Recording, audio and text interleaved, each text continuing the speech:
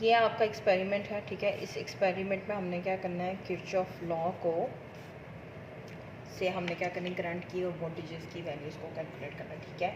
अब ये आपके पास जो है वो डायग्राम है, ठीक है। ये आपके पास मल्टी लूप है क्योंकि इसमें आपके पास 2 लूप्स हैं, ठीक है। और एक आपके पास जंक्शन 1 ये है और एक जंक्शन 2 ये है, ठीक है। इस जंक्शन 2 पे आप देखें कि आपके पास I1 और I2 जो है वो कंबाइन हो रहे हैं, ठीक है। इस जंक्शन 2 पे I1 और I2 कंबाइन होके ये सेकंड वाली लूप को जो करंट पास कर रहे हैं वो I3 है, ठीक है। आपने क्या करना है, आपने इसमें सबसे पहले जो है वो D की वैल्यू कैलकुलेट करनी है। अब D की वैल्यू आप कैसे कैलकुलेट करोगे, आपके पास रेजिस्टेंस R1 R2 और R3 रेजिस्टेंसेस हैं, R1 R2 और R3। या आपके पास बोर्ड पे भी आपको नज़र आ रही है कि ये आपके पास R1 जो है वो 68 ओम है, R2 47 है और R3 27 ओम है, ठीक है। ये आपने जो है वो वैल्यूज़ यहाँ पर भी आपको गिवन है, ठीक है। इसमें पुट करके आपने D की वैल्यू को कैलकुलेट कर लेना है। उसके बाद आपने क्या करना है, आपने I1 I2 और I3 को कैलकुलेट करना है, जिसमें E2 और E1 जो है वो EMF है, ठीक है। E1 आपके पास 9 वोल्ट्स है और E2 की जो वैल्यू है वो आपकी यहाँ पर लिखी हुई है 5 वोल्ट्स, ठीक है। ये आपके पास 5 वोल्ट्स E2 की वैल्यू और E1 की 9, ठीक है। आपने क्या करना है, आपने सबसे पहले थ्योरेटिकल काम करना है। आपने D की वैल्यू कैलकुलेट करनी है, I1 I2 और I3 कैलकुलेट करने के बाद आपने ओम्स लॉ लगाना है और वोल्टेजेस को कैलकुलेट करना है, ठीक है। V1 वोल्टेज 1 कैलकुलेट करेंगे, करंट 1 को रेजिस्टेंस 1 के साथ मल्टीप्लाई करेंगे। वोल्टेज 2 कैसे आएगा, करंट 2 को R2 से मल्टीप्लाई करें, वोल्टेज 3 आ जाएगा I3 मल्टीप्लाई बाय R3, ठीक है। अब इसमें जो आपके पास पहले 2 करंट हैं वो पॉजिटिव आएंगे और I3 नेगेटिव आएगा क्योंकि इसमें आपके पास माइनस साइन आ रहा है, ठीक है। अब आपके पास ये सर्किट है, सर्किट में ये आपके पास R1 है, ठीक है 68, R2 47 और R3 27। ये आपके पास EMF 1 है 9 वोल्ट्स और ये EMF 2 जो कि 5 वोल्ट्स है, ठीक है। अब आपने इसमें क्या करना है, आपने सर्किट ज्वाइन करना है, ठीक है। सर्किट ज्वाइन करने के लिए आप क्या करोगे, आप पाथ फॉलो करोगे, ठीक है। सबसे पहले आपने E1 का पॉजिटिव टर्मिनल, E1 का जो पॉजिटिव टर्मिनल है वो R1 में जा रहा है, इसका मतलब E1 का जो पॉजिटिव टर्मिनल है उसको मैं R1 के साथ कनेक्ट कर दूंगी। R1 जो है वो फर्दर जा रहा है R2 में, ठीक है। R1 का जो सेकेंड टर्मिनल है उसको R2 के साथ कनेक्ट कर देंगे। अब R2 का जो दूसरा टर्मिनल है वो E2 के पॉजिटिव टर्मिनल में जा रहा है, ठीक है। ये R2 का पॉजिटिव टर्मिनल जो है वो हमने E2 के प्लस के साथ कनेक्ट कर दिया। उसके बाद हमने E1 और E2 के नेगेटिव को कनेक्ट कर देना, E1 और E2 के नेगेटिव्स को कनेक्ट कर दिया। ये आपकी फर्स्ट लूप कंप्लीट हो गई, ठीक है। उसके बाद आप देखो, आपने E2 के नेगेटिव टर्मिनल को कनेक्ट करना है R3 में, ठीक है। E2 का जो आपका नेगेटिव टर्मिनल है वो रेजिस्टेंस 3 में कनेक्ट होगा और रेजिस्टेंस 3 से हम जा रहे हैं रेजिस्टेंस 2 में, तो इसका मतलब इसका थर्ड टर्मिनल हम कनेक्ट कर देंगे रेजिस्टेंस 2 के साथ। अब रेजिस्टेंस 2 और E2 का पॉजिटिव टर्मिनल कनेक्ट होना चाहिए। ये रेजिस्टेंस 2 है और ये E2 का पॉजिटिव इसके साथ कनेक्टेड है, ठीक है। ये आपकी दोनों लूप्स जो हैं वो कंप्लीट हो गई। अब आपने इसमें करंट की वैल्यू कैसे कैलकुलेट करनी है, इसमें आपने करंट की वैल्यूज़ को कैसे कैलकुलेट करना है, आपने डिजिटल मल्टीमीटर यूज़ करना है, ठीक है। और आपने कैसे यूज़ करना है कि अगर मैंने I1 I2 और I3 की वैल्यूज़ को कैलकुलेट करना है, ठीक है। आपके पास जो ये करंट्स आए हैं ये आपके एक्चुअल करंट्स हैं, ठीक है। जो अब आप करंट कैलकुलेट करोगे वो आपके एक्सपेरिमेंटल करंट होंगे, तो आप लिख लो I1 I2 और I3, ठीक है।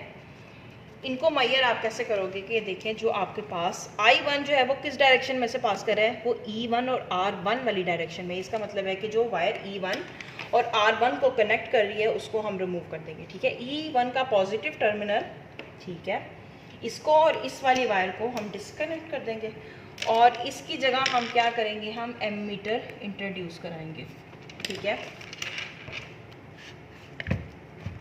एमीटर का जो पॉजिटिव टर्मिनल है वो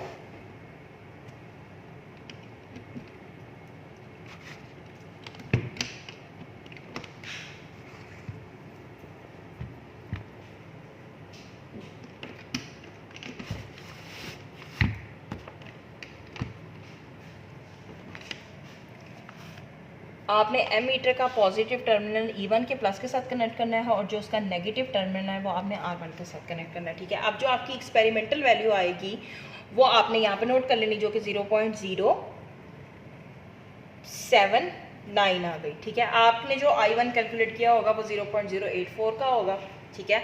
अब आपके पास जो एक्सपेरिमेंटल वैल्यू आ रही है वो 0.079 आ रही है, ठीक है।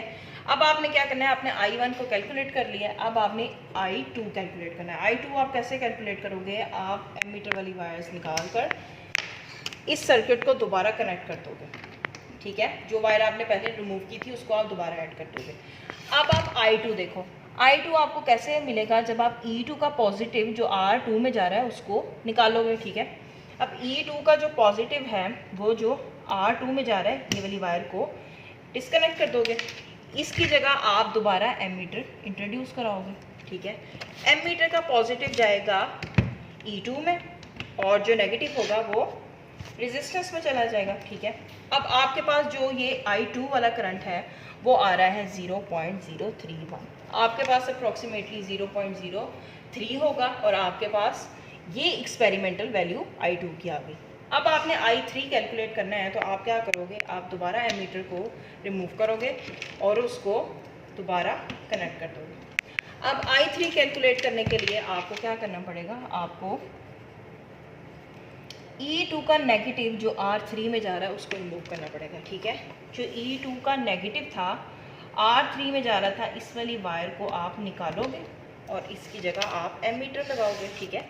अब पॉजिटिव टर्मिनल एमीटर का जा रहा है E2 के नेगेटिव में, ठीक है, और जो दूसरा टर्मिनल है वो आप R में लगा दो, तो आपके पास जो करंट आएगा वो आएगा नेगेटिव 0.113, ठीक है, माइनस 0.113 एम्पियर।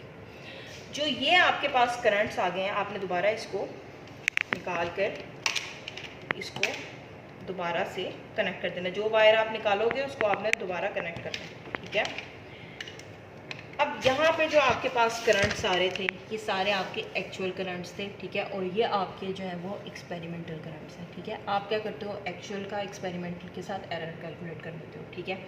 अब आपने करंट की वैल्यूज़ तो निकाल ली, ठीक है, एक्सपेरिमेंटल भी निकाल ली। अब आपने वोल्टेजेस जो है वो कैलकुलेट करने। अब आप वोल्टेज कैसे कैलकुलेट करोगे, आप रेजिस्टेंसेस के साथ देखें वोल्टेज है, ठीक है। आप क्या करोगे, वोल्टेज कैलकुलेट करने के लिए आप इसको शिफ्ट करोगे वोल्ट्स पर, ठीक है, और यहाँ से इसकी स्विच कर दोगे वोल्टेज पे वैल्यू। अब आपने वोल्टेज कैसे कैलकुलेट करना है, हम वोल्टेज हमेशा कैलकुलेट करते हैं थ्रू रेजिस्टेंस, उसको पैरेलल कनेक्ट करके, ठीक है। R1 से हमारे पास वोल्टेज क्या आएगा, पैरेलल कनेक्ट कर दिया तो हमारे पास वोल्टेज की वैल्यू आ गई माइनस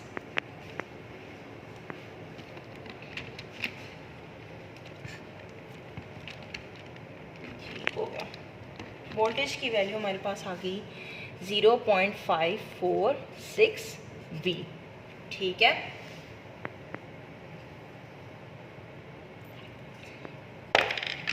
वोल्टेज मेजर करने के लिए आप क्या करते हो, आप उसको रेजिस्टेंस के साथ पैरेलल कनेक्ट कर देते हो।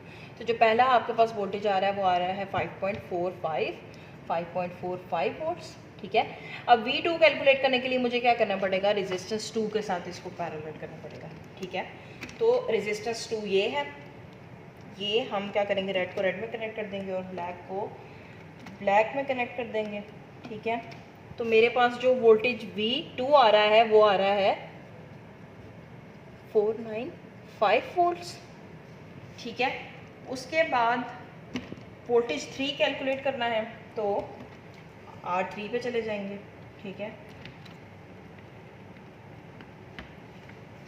ये वोल्टेज आपके पास आ गया 2.945 वोल्ट्स। अब ये वाली वैल्यूज़ भी आपकी क्या है, एक्सपेरिमेंटल वोल्टेज। जब आप इन वैल्यूज़ को कैलकुलेट करोगे तो आपके पास जो है वो ये एक्सपेरिमेंटल वैल्यूज़ हैं, ठीक है, वो उनके ऑलमोस्ट करीबी आएंगी।